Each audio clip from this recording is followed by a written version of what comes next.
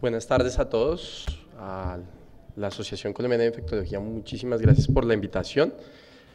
Mi gripa es asociada a la atención en salud, le di un pico a una pediatra, entonces probablemente yo llegué y no la tenía, después sí tenía. ¿Esto se pasa así? Sí, ok.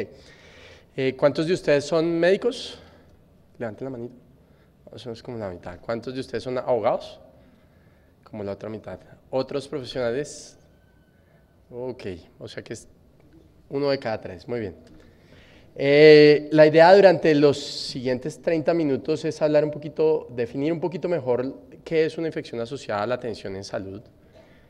Y desde la perspectiva de cómo se originan, yo voy a ir a cuáles de esas causas son prevenibles y tengo un par de escenarios donde muestro cómo se producen las infecciones y qué tanto puede ser eso prevenible, lo que el doctor Álvarez contaba ahora de las infecciones asociadas a dispositivos y las infecciones del sitio operatorio. El tema de resistencia un poquito más y pues eventualmente mirar qué podemos definir en términos de... esto se pasa así, sí. Ok.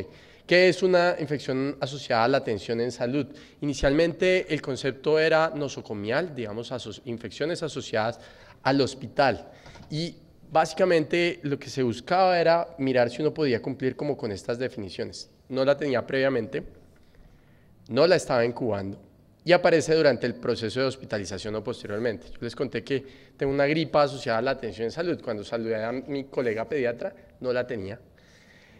No la estaba incubando, me sentía bien, solamente un día después me dio gripa y apareció después de que estuve en contacto con esta pediatra, luego era asociada a estar con ella. Pero debido a que el escenario de salud ha salido de los hospitales, cada vez es más difícil establecer un poquito ese límite de dónde está el punto de la infección asociada al cuidado de la salud. Ejemplos, las infecciones del sitio operatorio. Hoy en día es fácil en un muy elegante edificio en la calle 85 o en la 93 montar una sala quirúrgica en un área que probablemente puede tener la mitad de lo que tiene este pedazo del auditorio donde yo estoy parado y hacer una atención en salud efectiva para cirugía plástica, otorrino, oftalmología, etcétera. Hoy en día hacemos diálisis a los pacientes con problemas de insuficiencia renal crónica y es posible que algunos de ellos o ustedes conozcan, los abogados conozcan amigos, colegas o familiares que le pusieron catéter y lo tienen que llevar a la sala de diálisis y hacerle la diálisis 3 horas, lunes, miércoles y viernes, pero muchos se dializan en su casa con un aparatico que da vuelticas durante toda la noche y hace la diálisis y su trabajo durante toda la noche. O la quimioterapia, yo le pongo la quimioterapia hoy también en una sala con unas sillas como de este tamaño y es muy posible que el paciente haga complicaciones infecciosas asociadas a su quimioterapia que no las tenía antes y que no estaban antes y el paciente está totalmente ambulatorio. Luego, cada día ha sido un poquito más difícil definir esos límites, pero me devuelvo, si uno acude a estos elementos iniciales, no la tenía previamente, no la estaba incubando y aparece durante el proceso de exposición a la atención en salud o posteriormente, eventualmente uno podría llegar a definir qué es o qué no es asociado al cuidado de la salud. Un ejemplo son las infecciones del sitio operatorio relativamente sencillo. Si no me operan la vesícula y 3 días después se me pone rojo y me sale algo de secreción, una infección, pues esa infección no hubiera ocurrido porque si no me hubieran operado la vesícula no hubiera tenido la infección en ese sitio. Luego, eso es relativamente sencillo, pero a veces el cirujano opera la vesícula porque es que si no se la saco, el paciente puede fallecer. O si no le hago diálisis al paciente, el paciente morirá en una condición que se llama uremia, que es que su riñón ya no funciona nada más. Luego, eventualmente en ese escenario yo no puedo como decir que no debía ser, y es un poquito más difícil ver hasta dónde, claro, si tengo una infección del torrente sanguíneo y tiene un catéter de diálisis, es muy posible que ese catéter de diálisis haya sido el foco. Si no se lo hubiera puesto, no hubiera adquirido la infección, ok, es una infección asociada al cuidado de la salud. Por otro lado, son signos de calidad de la atención. A veces no son muy evidentes y no son muy evidentes para los pacientes especialmente, aunque nosotros sí deberíamos prestarle buena atención a esto. ¿Qué tanta atención le ponemos a un catéter que le colocamos a un paciente y que coge su subclavia, su arteria que está aquí por debajito de la clavícula, y se lo ponemos al ladito del corazón? Deberíamos prestarle muy buena atención, pero ¿por qué no le podemos prestar también la misma calidad de atención a una sonda que colocamos por la uretra y va hasta la vejiga? O un tubo que para ayudarle a respirar al paciente colocamos por boca o nariz y va hasta donde inician los bronquios. Luego, infecciones asociadas a esos dispositivos nos dicen qué tanta atención, qué tanto cuidado le ponemos a esos dispositivos en esos pacientes. ¿Qué tan bueno es un cirujano? La mayoría de nosotros hemos ido en algún momento al cirujano y le hemos preguntado, doctor, dígame aquí en serio, entre usted y yo, ¿cuál es su tasa de infección del sitio operatorio? Debía ser una norma básica de calidad y en muchos sitios, probablemente en muchas sociedades, los cirujanos se promocionan, mire, mi tasa de infección es esta, porque eso es lo que dice qué tan bueno es. Es parte de ser bueno. Voy a mostrar que no todo depende del cirujano, pero es un buen marcador de calidad. ¿Qué tanta atención le presentamos a las sondas vesicales, como les contaba? Y voy a hablar un poquito de dónde vienen esas infecciones desde esta perspectiva. Son esas infecciones prevenibles. Entonces, la primera parte la voy a mostrar en infecciones asociadas a dispositivos intravasculares, dispositivos que, como en este caso, cogen una vena periférica y van solamente ahí o quizás en algunas ocasiones van más allá. Y lo que aquí estoy mostrando es, miren lo terrible que está cuidado de esa vena periférica y los colegas y los que trabajan en enfermería dicen, no, esto está sucio, está manchado, todo el catéter está lleno de sangre, sí está marcadito y se ve, pero está terrible. Y miren a este paciente, ustedes ven aquí unos líquidos endovenosos y si uno sigue el final viene acá con los que atrás no están, un capuchito de una jeringa. Y esa es toda la protección que le estamos dando a eso que después se lo vamos a poner por vía sanguínea a un paciente. Y sin ser necesariamente médicos, ni biólogos, ni nada, sabemos que la posibilidad de que esto se infecte y que por lo tanto yo le genere una infección a mi paciente justamente en la sangre es bastante alta. Y estos son fotos del artículo del doctor Rosenthal en muchos países del mundo mostrando ejemplos de eso mismo. En otros casos, aquí la diferencia es que está pegadito a una puntilla en la pared, eso sucede en otros países, no en Colombia. Miren esta catéter, aquí está sueltico, esto está casi que volando. Y obviamente, ¿cómo llegan las bacterias acá? Las bacterias les gusta la sangre, les encanta las secreciones que uno produce y que recurren estos catéteres, alimentan ahí, juegan fútbol, se divierten por la tarde y más adelante deciden entrar más adelante al patio y justamente llegan a la sangre. Entonces hacen una bacteremia. O estas torundas de algodón que están sueltas, probablemente alguien sí las esterilizó, pero luego las echaron en un lugar contaminado que es este recipiente y ahí quedaron. Y ahí las bacterias nuevamente juegan, hacen deporte y luego eventualmente llegan a algún sitio en la sangre. Este catéter que también está mal colocado. Miren esta agujita aquí en esta botella de líquidos, digamos que parece un tobogán de la diversión, un chica mocha para divertirse para una bacteria que esté por ahí rondando y llegue ahí de la mano de alguien de cuidado de la salud. Miren estas unidades de cuidado intensivo, muy cerquitas una a las otras, probablemente un paciente se tiene que correr a un lado para que canalicen al otro. Es difícil hacer esos escenarios de salud. Miren la práctica sin guantes en eso. Y es una práctica común y fuera de eso aceptada de alguna forma. Un grupo de mexicanos publicó en Lancet un estudio donde lo que hicieron fue seguir sala de emergencias. ¿Ustedes se acuerdan de sala de emergencias? Doug Russell fue el papel que lanzó a la fama a un actor muy conocido hoy en día, conocido por derechos humanos y toda la cosa, que defiende Siria, en la cual ellos se sentaron a medir en televisión cuántas veces se lavaban las manos y se ponían guantes. 0.7% de las ocasiones en las cuales debían hacerlo. Y nunca nadie mandó una carta al canal y dijo, oiga, miren, esa serie es chévere, pero nadie se lava las manos. Pero refleja la realidad. Una serie norteamericana. Ok. Y ustedes muestran, esto es graficando un poquito lo que contaba el doctor Álvarez, miren indicadores de Secretaría Distrital de Salud para el año 2008, los datos de INIC, un grupo en Colombia, y comparado con datos de INIC en países en vías de desarrollo, en otros países en vías de desarrollo, y el indicador 90, que muestra que los países en desarrollo estamos lejos de estas barras verdes que son los estándares norteamericanos. Es decir, que de alguna manera los países en vías de desarrollo sí tenemos tasas más altas, y no porque los americanos tengan nada de especial, excepto que invierten más plata en la prevención de este tipo de complicaciones. Más datos de lo mismo que Carlos mostró bastante bien, datos colombianos de los cuales ya tenemos bastante información. Ahora, bueno, ¿qué podemos hacer y cómo podemos prevenir este tipo de infecciones? Este estudio es un estudio publicado hace 15 años donde muestra una estrategia en la cual se sentaron a enseñarle a un grupo de médicos y enfermeras cómo hacer adecuadamente su trabajo, y lo que mostraba es que al cabo del periodo de intervención reducían en 2/3 partes, el riesgo es 0.3 veces, es decir, reducían en 2/3 partes la posibilidad de hacer una infección asociada al la salud.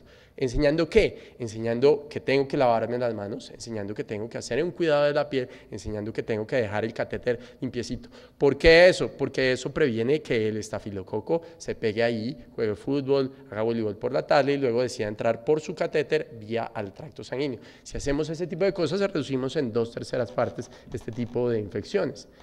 Otro para médicos en entrenamiento, pueden ser residentes, pueden ser internos.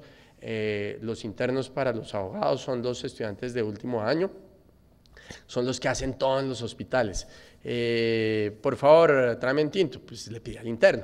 Por favor, vaya, hágase el paciente, se lo pide al interno. El interno realmente hace todo. Y estos son médicos en entrenamiento, probablemente internos, que ustedes ven en un periodo de tiempo, les enseñaron a hacer algunas de estas tareas, a hacerlas bien. Resultado, ustedes ven como la tasa de bacteremias cae en cerca de la mitad, del 4,5% o en una tercera parte al 3%, esto es por 1000 días de uso de catéter.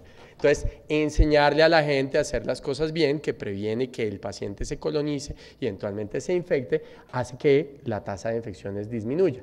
Otro programa educacional, en una política en Brasil, pues para estar mucho más cerquita, y aquí lo que muestran es que cuando se enseñaba, aquí hay una serie de actividades, por ejemplo, lavarse las manos, aumentaba 13 veces la probabilidad de que se lavara las manos si yo le enseño, doctor, usted antes de hacer su tarea, doctor interno, antes de hacer su tarea, tiene que lavarse las manos. ¿Por qué? Porque los bichos pueden sobrevivir en las manos, no mucho tiempo a veces un poco más de tiempo, pero si yo les enseño a lavarse las manos, reducen la tasa de infección. Pero si les enseño a lavarse las manos, lo hacen 13 veces más frecuente que si no estoy insistiendo en hacerlo. ¿Todo eso para dónde va? A que yo puedo enseñar, y en este escenario, primer escenario, que son bacteremias asociadas a catéter, puedo ayudar a disminuir. Aquí le estoy enseñando al grupo de enfermeras a pegarse a una política de cuidado de catéteres centrales.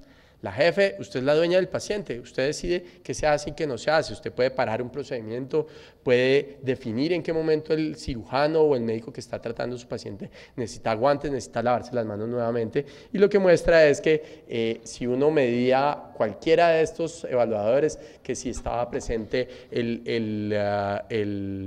la gasa apropiadamente estéril, que si se colocó la fecha, etcétera, todos esos indicadores disminuyen y la tasa de infección baja significativamente.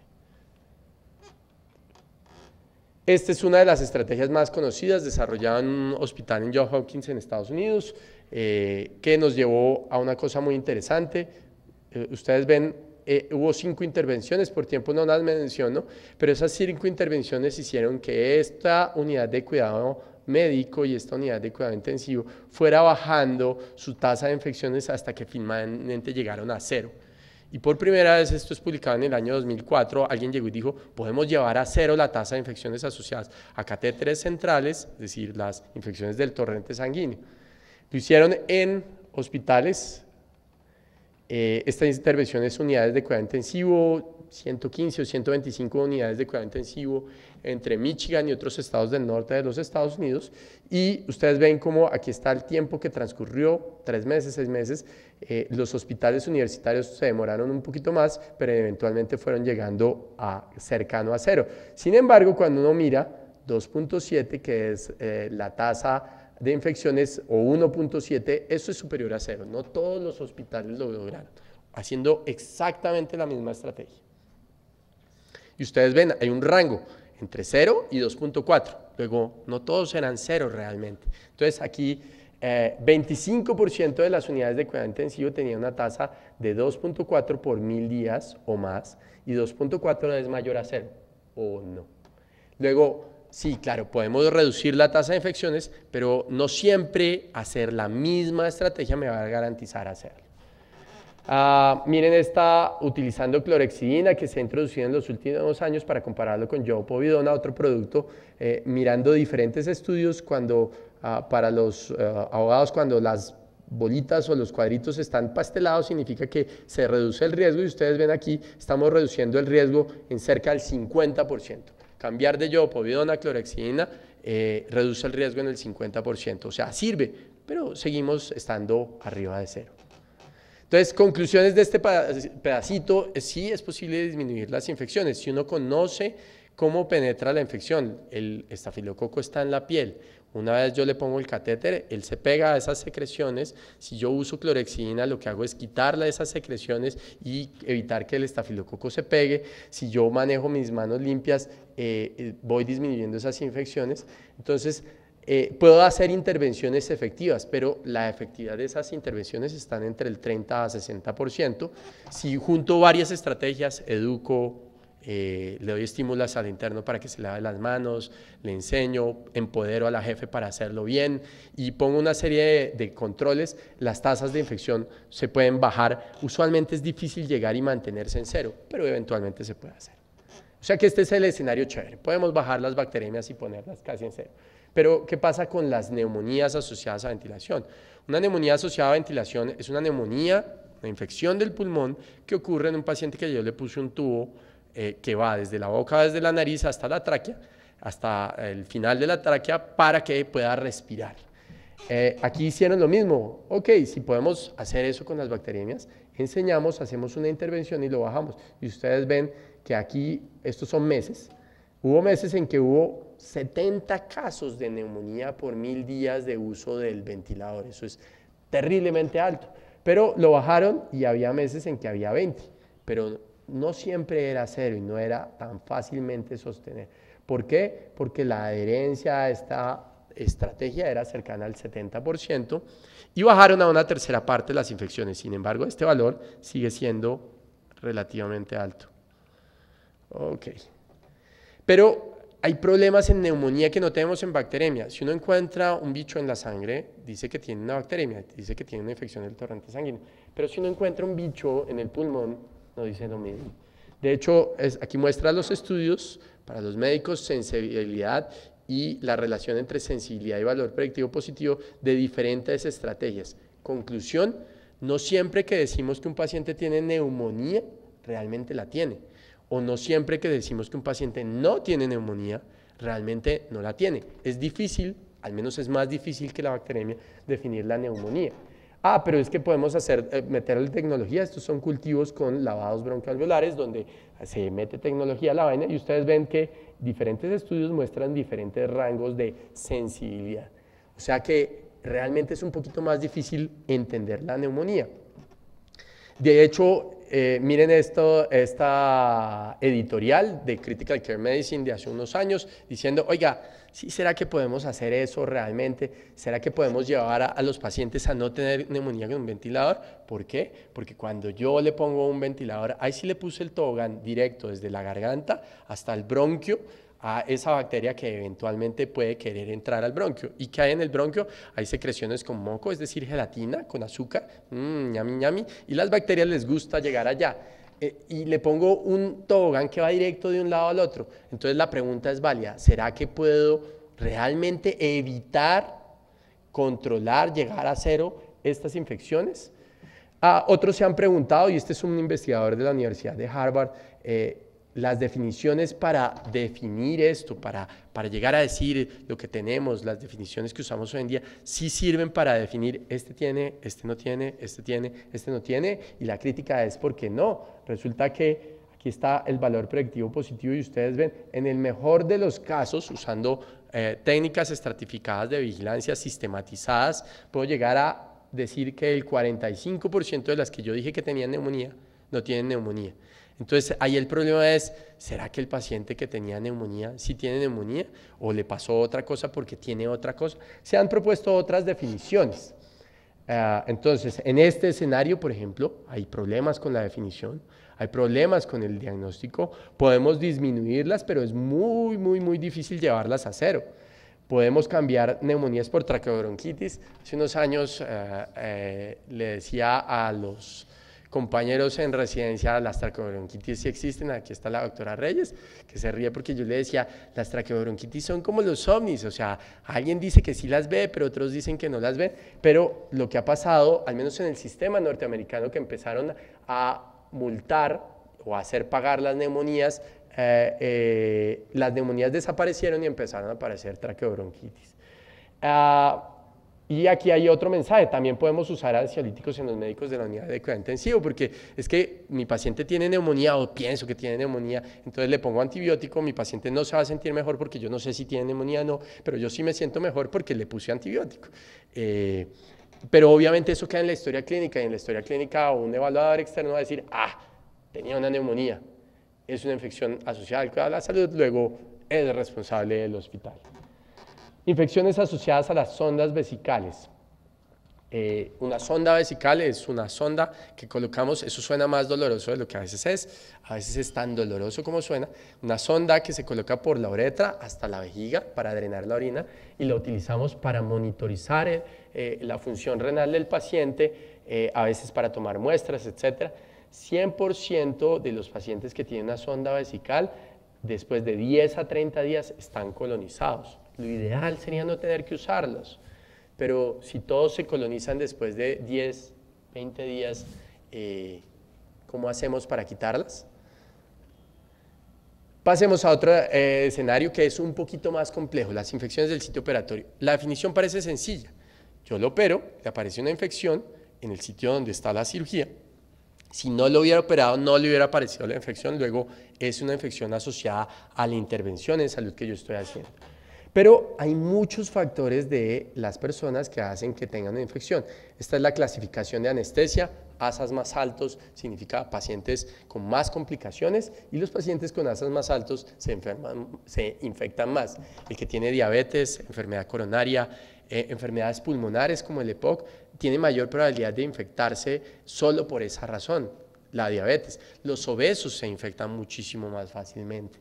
Tener la albúmina baja, que es un marcador de la nutrición del paciente, los pacientes desnutridos se infectan mucho más, la desnutrición por cualquier tipo. Los pacientes que están perdiendo peso, sepa uno la causa o no, los pacientes con cáncer se infectan mucho más.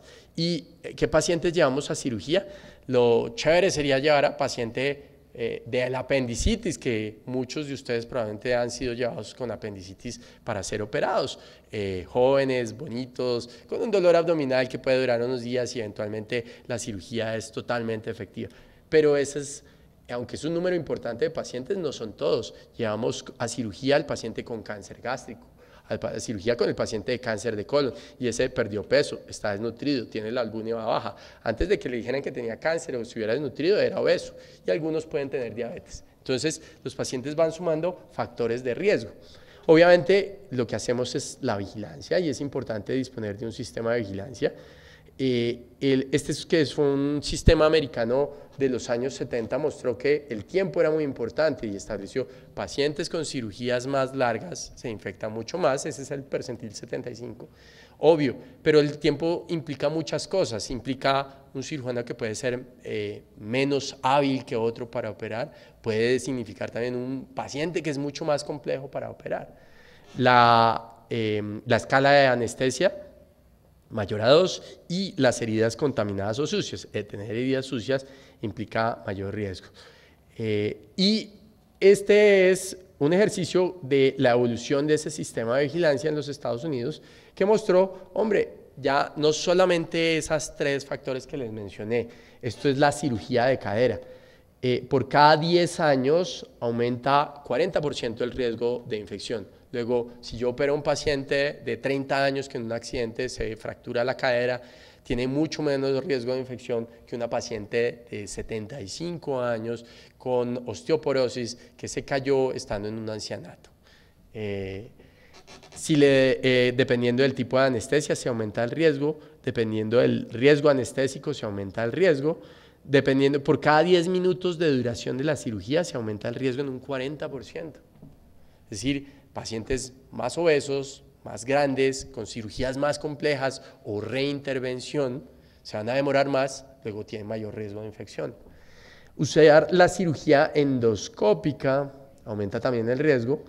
Las mujeres también tienen riesgo, no todo es bueno para las mujeres.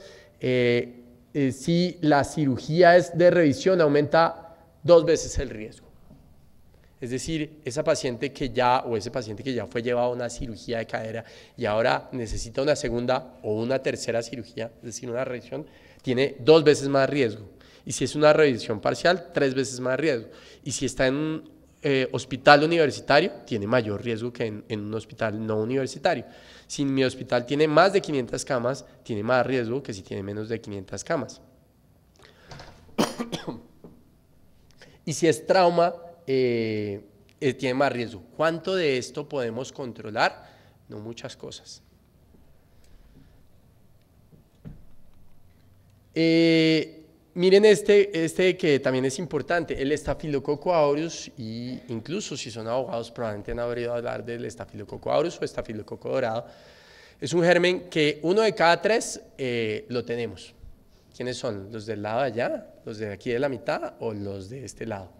No lo sabemos, pero cualquiera de estos lados puede ser llevado a cirugía, y aquí lo que miraron era cuál era la tasa de infecciones dependiendo de si tenía en su naricita el estafilococo o no lo tenía. Y los que tenían Staphylococcus aureus, y aquí se hizo una estrategia para prevenir ese estafilococo utilizando un antibiótico nasal o bañándolo con este producto que se llama clorexidina, tuvieron una tasa de 3,4%. versus los que no usaron nada, que tuvieron una tasa del 7%. Es decir, solo por el hecho de estar en la mesa del Staphylococcus aureus y que me operen, tengo un riesgo del 7% de infectarme. Pero si mi cirujano juiciosamente o mi hospital utiliza estos productos, reduzco mi riesgo a la mitad, pero no a 0. Todavía tengo un 3% de riesgo de infección. Entonces, muchos factores de riesgo, quizás la mayoría, no son controlables. No puedo controlar la edad de mi paciente. El cirujano ortopédico no puede controlar el hecho de que tiene que operar al paciente porque fue un trauma, porque se cayó y se fracturó la cadera. No puede controlar cuánto dura la cirugía de su paciente porque aunque él es muy buen cirujano, la señora es obesa y se demora y no fue tan fácil sacar el fragmento de hueso, etc. ¿Qué podemos controlar? Pues que el cirujano sea experto, que yo le dé el antibiótico que requiere en los casos en que lo requiere, que yo trate de erradicar ese Staphylococcus aureus porque es el responsable de las infecciones en la superficie de la piel, que en la sala de cirugía donde se hace el procedimiento esté en las condiciones ideales y que yo haga un cuidado postoperatorio hospitalario adecuado. Pero ¿qué pasa con ese paciente que se infecta 3 o 4 semanas después de haber salido del hospital? Él es el que se está haciendo el cuidado de su herida y muy probablemente algunos factores de riesgo ya no son controlados por el hospital, ni siquiera dándole las mejores recomendaciones. Luego, algunos de esos escenarios son predecibles y otros no. Y la última parte de la charla que el doctor Álvarez también había introducido en relación a, tradicionalmente se ha considerado que si un bicho es resistente, si un microorganismo es resistente, es porque viene del hospital. ¿Cuáles son los factores de riesgo de la resistencia? El uso de antibióticos y el tiempo de uso. Y por eso ustedes vieron la diapositiva que mostró el doctor Álvarez, donde muy buena parte de la resistencia no viene de la industria médica, ni del cuidado de la salud, ni de los hospitales. Viene de la industria veterinaria, por ejemplo. ¿Por qué? Porque los pollos crecen más rápido con antibióticos. Es un hecho conocido popularmente y comprobado científicamente. Los pollos sí crecen más con antibióticos y le dan harto tiempo a esos antibióticos. Luego los pollos tienen en su tracto gastrointestinal algunos gérmenes que son resistentes y ese paciente que come pollo no tiene problemas con homosexualidad, como han sugerido algunas estrellas en el país, pero sí puede tener problemas por tener bichos resistentes cuando es llevado a cirugía. ¿Qué es lo que pasa en el hospital? El hospital acumula pacientes con factores de riesgo de resistencia. Miren este escenario de resistencia y de infecciones asociadas al cuidado intensivo en una unidad de cuidado intensivo neonatal. Y este es un escenario bien interesante porque los pacientes en unidades de cuidado intensivo neonatal, los recién nacidos, no tienen flora, adquieren la flora de afuera. En esta unidad de cuidado intensivo, en este estudio aquí en Colombia, se recibieron 203 pacientes. Nosotros habíamos puesto a priori unos identificadores de esos factores de riesgo y si el paciente tenía esos factores de riesgo, lo aislábamos. Identificamos 87 bebitos que tenían esos criterios de aislamiento. De los que no aislamos, que eran la mayoría, 116, solo uno se infectó. De los que aislamos, porque tenían factores de riesgo para resistencia, 18 metimos la pata porque no las aislamos bien, pero no se infectó ninguno. Eso muestra que existe Dios. En otros 69 le tomamos la muestra que era el objetivo del estudio y encontramos que el 25 estaban colonizados. Esos 25 colonizados tuvieron una tasa de infección del 66%. Y los que les tomamos la muestra y no estaban colonizados tenían una tasa de infección de la mitad. ¿Qué muestra esto? Que si yo soy capaz de identificar este grupo, que en total este grupo tenía una tasa de infección cercana al 26%, eventualmente soy capaz de identificar los pacientes que se infectan. Pero si además soy capaz de identificar los que ya se colonizan por gérmenes resistentes, pues soy capaz de identificar los que más se infectan. Miren cómo estos que son de bajo riesgo tuvieron una tasa de infección bastante baja. Entonces, es identificar factores de riesgo, identificar factores de resistencia, en este que es un escenario muy específico. Pero voy a mostrar la misma diapositiva que mostró el doctor Álvarez, que es de un estudio del doctor Álvarez aquí en Bogotá, mostrando pacientes que fueron llegados a cirugía e hicieron infecciones del sitio operatorio. Esto es para mostrar que ustedes saben leer medicina tanto como nosotros sabemos leer e interpretar sus decretos, resoluciones y jurisprudencias. Esto es su biología molecular que muestra que si esto es igualito a esto, son el mismo bicho y ustedes ven, son muy parecidos y son el mismo estafilococo en muchos pacientes que fueron llevados a cirugía, los cuales la mayoría pisaron por primera vez un hospital el momento en que entraron al quirófano. ¿Y qué son estos? Son esos estafilococos aureus que yo les contaba que 1 de cada 3 tiene. Luego, estos pacientes traían su estafilococo aureus de la calle, fueron llevados a cirugía, hicieron una infección del sitio operatorio y probablemente estaban en el grupo de ese 7% que se infecta. Lo interesante es que aquí está el perfil de resistencia y ustedes ven, son todos, esto que dice OXA hace referencia a un betalactámico, un antibiótico de la familia de la penicilina, y todos eran resistentes a los betalactámicos, todos. Y la mayoría nunca habían pisado un hospital. Luego la resistencia venía desde que ellos venían de su casa.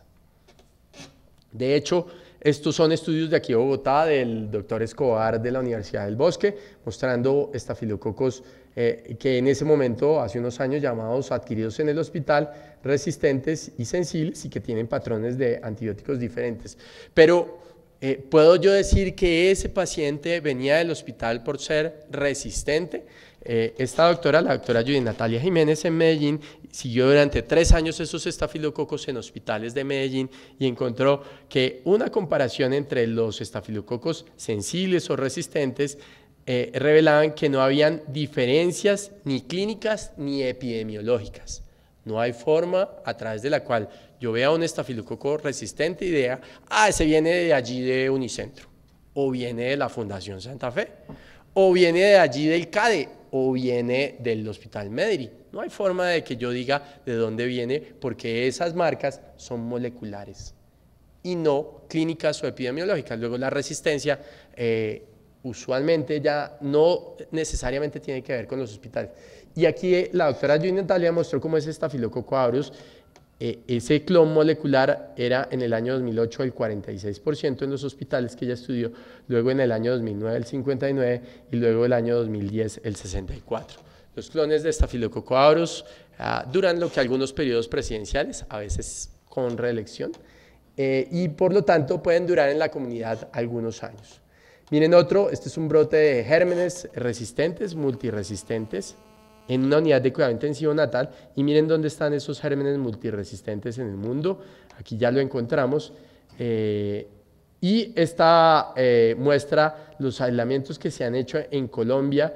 Los que están cerquita podrán ver que vienen de Bogotá, Bucaramanga, Cali y otras ciudades de estos gérmenes resistentes, todos de pacientes que están circulando en la comunidad.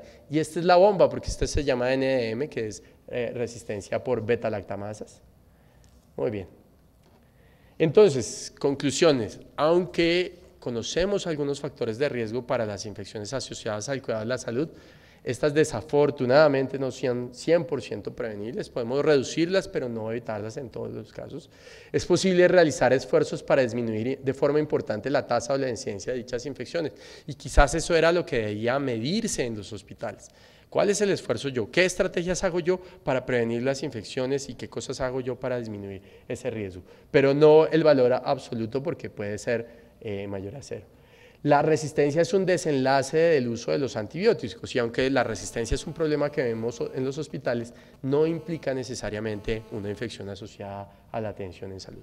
Muchísimas gracias.